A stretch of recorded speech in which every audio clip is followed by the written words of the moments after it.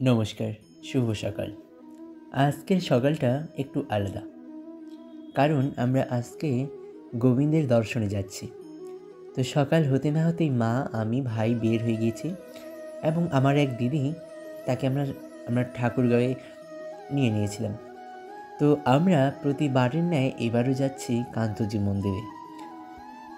প্রতি বছর এই রাস পূর্ণিমার পর যে ১ মাস মেলা হয়, এই মেলায় আমরা যাওয়ার চেষ্টা করি এবং সেখানে আমরা ভগবানের ভোগ দর্শন এবং গ্রহণ করি। তো প্রতি বছর যাওয়া হয়, কিন্তু যদি কোনো কারণবশত না যাওয়া হয় তবে পরবর্তী সময়ে আমরা সেটা যাওয়ার চেষ্টা করি। তো এবার আসি মন্দিরের কিছু কাহিনী নিয়ে। মন্দিরটি তৈরি করা শুরু করেন মহারাজা প্রাণনাথ এবং তার মৃত্যুর পরবর্তী সময়ে তার পুত্র রাজা রামনাথ রায় এটিকে সম্পন্ন করেন। নির্মাণকাল আনুমানিক ১৭০৪ খ্রিস্টাব্দ হতে ১৭২২। তবে কিছু উৎস হতে জানা যায় যে এটি ১৭০২ থেকে ১৭৫২ পর্যন্ত লেগেছিল। তবে এটি সঠিকভাবে এখনও বলা যাচ্ছে না যে এটি কত সালে আসলে নির্মিত করা হয়েছে। মন্দিরটি শ্রীকৃষ্ণ এবং মাতা রুক্মিণীকে উৎসর্গিত এবং এখানে শ্রীকৃষ্ণ এবং মাতা রুক্মিণী বিরাজ করেন। এই মন্দিরের অপর নাম নবরত্ন মন্দিরও বলা হয়, কারণ এই মন্দিরের ছিল ৯টি চূড়া এবং এই মন্দিরের গায়ে অসংখ্য টেরাকোটা, যেইখানে ফুটে উঠেছে আমাদের হিন্দু ধর্মের মহাভারত, রামায়ণ ও বিভিন্ন দেবদেবীর পটভূমি বা যে সকল কাহিনী আমরা জানি, সেই সকল কাহিনী এখানে বর্ণিত রয়েছে। এবং এই মন্দিরের নবরত্ন মন্দিরের এটির মূল ৯টি চূড়া ছিল পূর্বে, কিন্তু ১৮৯৭ সালের ভয়াবহ ভূমিকম্পে ধ্বংস হয়েছিল উপরের যে চূড়াগুলো রয়েছে সেই চূড়ার অংশবিশেষ। তবে এই চূড়ার অংশবিশেষটি ধ্বংস হলেও সেই চূড়ার যে অর্ধেক এখনও খাম্বাগুলো রয়েছে, এগুলো এখনও বিরাজমান রয়েছে। এই মন্দিরে শুধু পৌরাণিক কাহিনী নয়, এখানে ছিল বিভিন্ন ধরনের সামাজিক প্রতীকী চিত্র।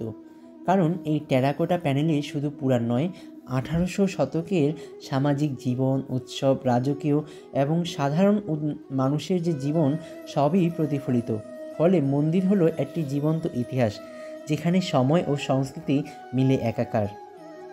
তবে এই কাহিনীর পাশাপাশি কিছু লোককাহিনীও এই মন্দিরকে নিয়ে শোনা যায়।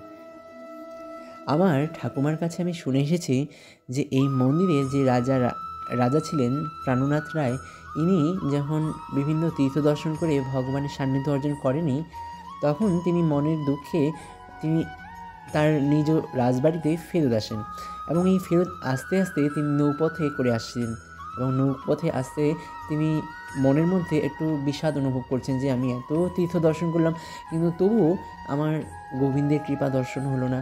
তো এই নিয়ে একটু তিনি মনে বিষাদের সুর বইতে লাগলেন, কিন্তু সেই সময়েই সেখানে উপস্থিত হন স্বয়ং গোবিন্দ।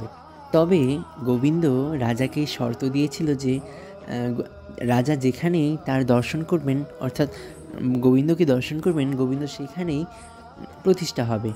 তো রাজা যে অনেক কষ্টে তার মনকে দৃঢ় সংকল্প করে রাজা ভাবলেন যে আমি গোবিন্দকে আমার রাজপ্রাসাদে গিয়েই আমি তার দর্শন করব, তাহলে গোবিন্দ আমার রাজপ্রাসাদে সারা বছর প্রতিষ্ঠা পাবেন এবং সারা বছর আমি তাকে দেখতে পাবো। কিন্তু ওই যে পিছনে যদি শ্রীকৃষ্ণের বাঁশি এবং তার পায়ের রুনুঝুনু শব্দ শোনা যায়, কার মন টেকে বলুন সেই পিছন ফিরে না তাকাতে? ঠিক এই কান্তজি মন্দির যেখানে প্রতিষ্ঠা আছে বর্তমানে, ঠিক এই স্থানেই নাকি রাজা প্রথম শ্রীকৃষ্ণকে দর্শন করেছিল এবং শ্রীকৃষ্ণ তার কথা মতো সেখানেই তিনি প্রতিষ্ঠিত হতে চেয়েছিলেন। কিন্তু রাজা অনেক আকুতি মিনতি প্রার্থনা করার পর তার সাথে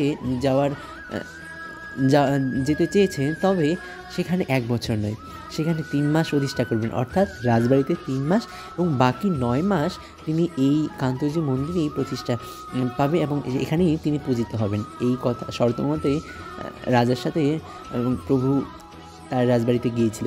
ঠিক ওই নিয়ম মোতাবেক এখনও জন্মাষ্টমীর আগে এই কান্তজিও চলে যায় রাজবাড়িতে, আবার ঠিক রাস পূর্ণিমার ঠিক ২ দিন আগেই আবার কান্তজিতে ফেরত আসে এবং এখানে ৯ মাস পূজিত হয়।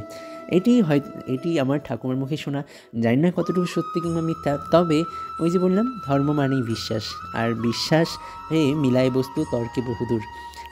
আমাদের এই সনাতন ধর্মই টিকে রয়েছে বিশ্বাস ভক্তির উপর। যে মানুষ ভগবানের প্রতি বিশ্বাস, আস্থা এবং ভক্তি রাখেন, ভগবানও তার প্রতি সদা কৃপা বর্ষণ করেন, এবং এর ফলাফল আমরা সর্বদা সব সময়ে পেয়ে থাকি। এবং এখানেই ভক্ত এবং ভগবানের মিলন স্থান। রাধে রাধে।